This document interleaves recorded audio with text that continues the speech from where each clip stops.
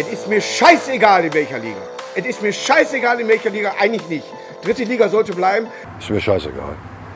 Immer weiter. Muss. Du hast den Verein ja ausgesucht. Ne? Wechselst auch nicht nach 6 Jahren die Frau, ne? Wenn jemand ein Bein verliert. Und hier verliert der Verein halt mal. Ne? Was willst du denn machen? Ne? So geht das. So, Jungs und Mädels, lasst die Zebras aus dem Stall raus. Wir starten nochmal eine EAFC-Karriere und zwar mit dem MSV Duisburg. Das haben sich, glaube ich, knapp 50% der Leute, die an der Abstimmung daran teilgenommen haben, gewünscht. Ich habe es hier auch nochmal eingeblendet, also über 100 Votes, die da mit am Start waren. Da freue ich mich natürlich, da möchte ich nochmal herzliches Dankeschön aussprechen. Und ja, der MSV Duisburg ist es also geworden. Ja, auch ein Traditionsclub vor vielen Jahren, mal im DFB-Pokalfinale gewesen, 2011, gegen Schalke damals untergegangen. Seitdem ging es halt leider bergab und jetzt im letzten Sommer der Absturz in die Regionalliga. Also das ist wirklich das Horrorszenario gewesen für den MSV Duisburg, in die 4. Liga abzusteigen. Ja, eigentlich auch ein ruhmreicher Traditionsverein. Da läuft es aber auch schon seit vielen, vielen Jahren schief und ich bin sehr, sehr gespannt, wie das hier läuft. Wir starten in der 3. Liga. Ich werde wahrscheinlich auch nur eine Saison machen. Ich werde vielleicht auch ein paar Spiele simulieren. Mal gucken, ob ich das so ein bisschen, so einen guten Mix hinkriege. Mal ab und zu so ein Spiel, dann aber auch mal wieder 2, 3 Spiele simuliere. Facecam hatte ich eigentlich auch überlegt, ob ich das mache. Ihr könnt ja mal unten reinschreiben, ob ihr Facecam fühlen würdet oder nicht. Mir ist es im Prinzip egal. Ich lasse euch da entscheiden. Ich wollte ja eigentlich auch keine Karriere mehr machen. Dann habe ich aber gedacht, ach komm, es ist noch ein bisschen Zeit bis zum neuen EAFC. Vielleicht werde ich auch nebenbei nochmal die Abstimmung starten lassen für EAFC 25. Und ja, solange spielen wir hier mit Duisburg. Und ich bin sehr, sehr gespannt. Ich will auf jeden Fall aufsteigen. Ich hoffe, wir haben eine schlagfertige Truppe. Ich weiß nicht, ob das so realisierbar ist. Es sind natürlich noch ein paar andere gute Mannschaften hier dabei. Bielefeld, 60, Rot-Weiß Essen und so weiter und so fort. Saarbrücken ist, glaube ich, auch noch mit dabei. Die sind auch großer Mit-Aufstiegsfavorit seit 1000. Also hier kann auch die halbe Liga aufsteigen. Ich finde das geil. So, 3. Liga hat so ein bisschen einen ganz anderen Vibe. Ich habe sogar das Stadion extra modifiziert. Vielleicht seht ihr das hier. Ringsrum habe ich das Blau. Die Sitze habe ich auch entsprechend in den Zebrafarben hier, Blau und Weiß, gestaltet. Also ja, dass wir so ein richtiges Heimfeeling hier haben. So ein richtiges Flair. So einen richtigen Flair. Mal gucken, ob wir den heute schon bekommen hier. Gegen Unterhaching. Ein paar altbekannte Bundesliga-Legionäre, wie zum Beispiel Ginczek.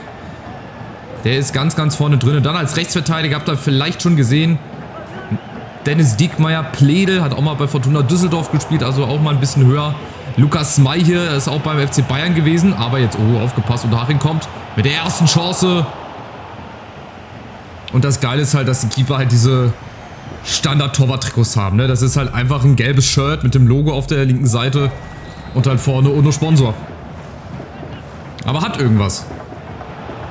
Ja, hat irgendwas. 3. Liga, klar, auch vom finanziellen Ding her und auch von den Gegebenheiten her, das ist was ganz anderes als jetzt mit Frankfurt oder auch mit der Hertha. Das ist halt nochmal eine Stufe tiefer, aber heißt ja nicht, dass es nicht noch mehr Spaß machen könnte. Jetzt haben wir die erste Chance durch Kölle Alaf. Und wo wir beim MSV spielen, 19. Minute, das Auftakttor. Aber immerhin, wir haben geile Trikots. Ich finde, die sehen ganz nice aus, auch der Sponsor. Und ich meine, wenn wir hier so spielen, dann wird uns unser Sponsor wahrscheinlich ein paar Mineralwasserkisten oder Bierkisten umsonst spendieren für die Fans hier. Freibier. Nach den Spielen wäre doch geil. Genau, bei diesen Mannschaften, das will ich nochmal dazu sagen, bei diesen Mannschaftsvoting ist es natürlich immer ein bisschen schwer, es jedem hier irgendwie gerecht zu machen. Klar, es gibt so viele verschiedene Mannschaften, man könnte so viele geile Projekte starten. Ich hatte ja auch die schottische Liga zur Wahl, da hätte man zum Beispiel mit Celtic spielen können oder mit den Glasgow Rangers. Man hätte in die MLS gehen können, da hätte man zum Beispiel Miami nehmen können oder auch Los Angeles Galaxy, wo dann Marco Reus eventuell hinwechselt. Also es gibt so viele spannende Projekte und das finde ich ja das Schöne dran, dass sich so viele Leute dran beteiligen und ich hoffe, das macht ihr auch in EAFC 25, wenn dann das Voting wieder startet. Ich weiß nicht, ob es bislang gestartet hat oder beziehungsweise ob das Video schon draußen ist, wenn ich die Folge hier hochlade. Seid einfach gespannt, bleibt auf jeden Fall da auf dem neuesten Stand. Lasst schon mal ein kostenloses Abo da, wenn ihr das nicht verpassen wollt. Gerne auch einen Daumen nach oben und macht viel Werbung hier. Vielleicht gibt es ja hier ein paar MSV Duisburg-Fans, die genau auf sowas hier gewartet haben. Und wir führen jetzt erstmal eins. Klar, ich muss mich hier ein bisschen natürlich zurechtfinden. Mit den Leuten hier, besonders auch mit den Neuzugängen. Und auch mit denen, die schon da sind. Fröde ist auch neu. Zenga kennt man vielleicht auch, wenn man die zweite Liga, dritte Liga so ein bisschen verfolgt hat. Der war bei Sandhausen früher. Ja, Fröde von Ingolstadt war auch halt mit, ja, einer der besten Spieler hier in der dritten Liga in EAFC. Und klar, Dennis Diekmeyer, den kennt man einfach, ne? Hat auch bei Sandhausen gespielt, da habe ich ihn mir hergeholt. Ich musste halt auch gucken, welche Spieler bezahlbar sind. Ich werde natürlich versuchen, auf die Jugend zu setzen. Ich habe meine Jugendscouts schon losgeschickt. Weltweit. Beziehungsweise, nee, habe ich gar nicht. Ich habe nämlich noch gar keinen Jugendscout. Was erzähle ich denn da für einen Scheiß? Das stimmt doch alles gar nicht so. Aber vorne müssen wir auf jeden Fall nochmal zulegen. Ginczek ist gar nicht so schnell. Aber wenn er seine Sachen im Strafraum gut macht, bin ich zufrieden. Mal gucken. Pledel gegen Zentrik. Das macht er sehr, sehr gut. Und jetzt der Ball auf Engin. Engin! Und das zweite Tor. Und dazu noch eine super Benotung, eine super B-Note beim Torjubel.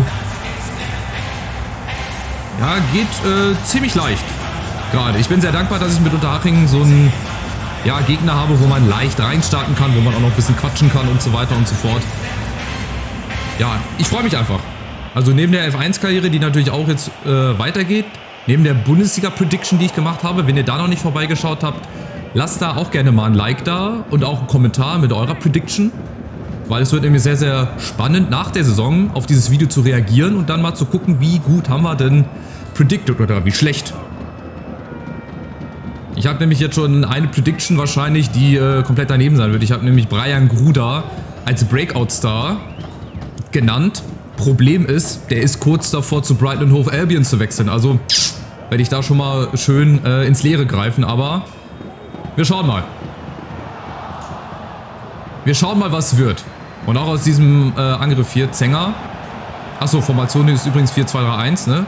Ganz klare Sache. Da haben wir Fröde mit einem der besten Spieler aus der dritten Liga. Das ist für alle, weil es da vielleicht ein bisschen Durcheinander gab, ist halt noch der Spielstand von dem Start der letzten Saison. Also das heißt zum Beispiel Alemannia Aachen, die jetzt in die dritte Liga aufgestiegen sind, sind natürlich noch nicht hier mit dabei. Und Preußen Münster ist ja auch noch mit dabei. Weil die sind ja erst im Sommer in die zweite Liga aufgestiegen und Preußen ist halt jetzt hier noch in der dritten Liga. Ihr müsst immer ein Jahr zurückdenken. Also das Spiel, die Zahl, EAFC 24, das kommt dann quasi immer ein Jahr vorher raus. Also 2023, dieses Jahr kommt dann EAFC 25 raus und so weiter. So, wir haben auch, ja, für die dritte Liga ist das eigentlich eine gute Reservebank. Wir haben auch Alexander Esswein, hat auch schon in Nürnberg gespielt, bei der Hertha, glaube ich, oder auch Sandhausen, glaube ich, war er. Michel Brink-Möller, das ist natürlich jetzt alles nicht so die feinste Goldware, aber für die dritte Liga reicht's. Also zumindest für Unterhaching. Ich bin gespannt, wenn wir dann mal gegen stärkere Teams spielen, wenn wir dann auch simulieren, wie das dann da sein wird, weil, wie gesagt, wir haben knappe 38 Spieltage, die wir hier durchknallen müssen. Und wenn wir jetzt wirklich jedes Spiel live machen würden, das wären dann nochmal 38 Folgen, das wären halt auch dann knapp nochmal 6 Wochen, bis dahin ist halt das Spiel schon draußen. Deswegen hatte ich ja am Anfang gesagt, dass ich dann auch ein paar Spiele simulieren werde. Also gegen nicht namhafte Gegner, jetzt bei allem Respekt den Mannschaften hier gegenüber, aber ich glaube, so ein Spiel gegen Bielefeld, die halt hier auch noch dritte Liga sind, oder gegen 1860, das kannst du dann mal eher spielen, als dann gegen Verl oder gegen Viktoria Köln oder hast du nicht gesehen. Und da bin ich dann halt auch am Überlegen, ob ich dann mit Facecam mache. Da könnt ihr auch gerne eure Meinung unten reinschreiben. Ob ich nur bei simulierten Spielen zum Beispiel Facecam machen soll, also wenn wir diese Schnellsimulation machen. Oder ob ich die Facecam auch bei den Spielen hier ruhig mit reinnehmen soll. Wie gesagt, mir ist das wurscht. Ihr könnt darüber entscheiden. Macht, was ihr wollt. So, in der Defensive haben wir bislang noch nicht so viel zu tun gehabt. Den einen Torschuss der Unterharinger, die haben wir ja gut abgewehrt bekommen. Diekmeyer, ja, souverän hier. Das macht er mit all seiner Erfahrung aus gefühlt 50 Jahren HSV, Rechtsverteidiger. Dann, wie gesagt, auch bei Sandhausen gewesen. Auch eine ganz, ganz wilde Fahrt genommen. Und wo war er denn noch? Oder ist er direkt dann von Hamburg nach Sandhausen? Ich glaube, der ist dann direkt nach Sandhausen gewechselt. Auf jeden Fall ist er hier, Diekmeyer. Der kann immer noch die Linie lang sprinten. Jetzt mal Ginczek in der Mitte finden. Ja, nee. Flanken werden natürlich hier noch ein größeres Problem sein als schon generell in der zweiten und in der ersten Liga. Aber das war mir von vornherein bewusst. Aber es geht ja darum, hier Spaß zu haben und Duisburg ist eine schöne Herausforderung. Schöne Stadt, weiß ich nicht, aber halt auch ein Traditionsverein, der sich halt die letzten Jahre mehr und mehr selber sportlich gesehen getötet hat. Sportlich gesehen, ne? Nicht, dass das irgendwie falsch versteht. Und jetzt halt in der 4. Liga ist und möglichst schnell wieder zurückkommen muss. Also Duisburg gehört nicht in die 4. Liga. Da kannst du mir erzählen, was du willst. Die gehören da einfach nicht hin. Aber gut. Was willst du machen? So, Pledel. Kann der Freistöße schießen? Ja, Ginczek kann das auch, aber wir machen mal Pledel. Wir versuchen das einfach mal mit Pledel, obwohl er wahrscheinlich voll vorbeigehen wird. Aber schauen wir mal. Pledel. Oh, bloß nicht zu schnell. Oha. Nicht, dass der Schuss noch geblitzt wird. Was war das denn? Mit 360 Stundenkilometer ist ja fast wie ein Monster. So schnell war der Ball unterwegs. Aber egal, wir haben dafür schon 2 Tore gemacht, die Unterhachinger noch nicht. Also von daher sind die ja jetzt so ein bisschen gefragt. Stark, Fröde. Skalatides ist auch ein guter Mann. Aber der wird erstmal hier festgehalten. Sehr, sehr gut. Also haben unsere Fans zu Hause schon mal so ein bisschen was zu feiern, immerhin. Ich bin gespannt, wie wir so reinkommen, wie wir nach so ein paar Spieltagen stehen. Oh Mai. Lukas May heißt er, glaube ich, ne? Spektakuläre Flugaktion. So, Seitenwechsel. Engin und wieder der nimmermüde Diekmeyer. Das ist seine rechte Seite, Junge. Komm, Ginczek fehlt halt in der Mitte. Ja, der winkt, der möchte den Ball haben. Da kriegt er den und jetzt Ginczek. Und Vollert im Tor der Unterhachinger. Ja, vorne wäre nochmal geil, wenn wir da irgendeinen bekommen würden, aber ich habe halt überhaupt gar kein Transferbudget mehr. Also ich habe schon Geld natürlich für Diekmeyer ausgegeben, für Fröde. Und ich wollte mir dann noch Joel Sarenren-Basé, so der mit den 3, 4 Vornamen. Sarenren-Basé auf jeden Fall, schneller Mann von Bielefeld. Habe ich mir gedacht, für die Flügel nochmal, hat eine 70er Gesamtstärke, das wäre der beste Mann bei uns hier. Im Kader ist halt aber leider nicht zu bezahlen. Da müssen wir schon jemanden verkauft bekommen. Naja, schauen wir mal, ob das noch was wird oder halt auch nicht. Jetzt kommt erstmal die Flanke hier rein, Engin. Ja, und der Vorteil ist, dass die Verteidiger halt auch nicht so die Besten hier sind. Dass wir also da eventuell auch immer drauf gehen müssen. So, Fetsch. Meier, Kölle, Alav. Auch geil, ne? Kölle. Spielt bei Duisburg, warum nicht? So, Diekmeyer, natürlich Diekmeyer. Immer wieder Diekmeyer. Wir haben auch nur noch 7 Minuten. Wir können gleich mal auf den Kader gucken, dass ihr den gesamten Kader mal seht. Wir halten uns gleich noch so ein bisschen im Menü auf und dann...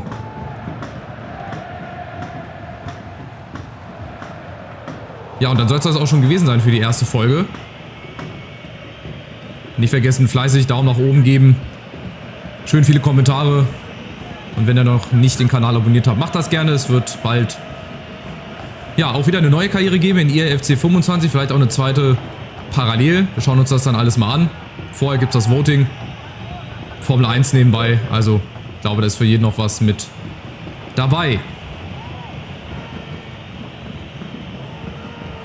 So, ich glaube, die Unterhachinger haben jetzt auch so ein bisschen aufgegeben. Die spielen jetzt noch ein bisschen hinten rum.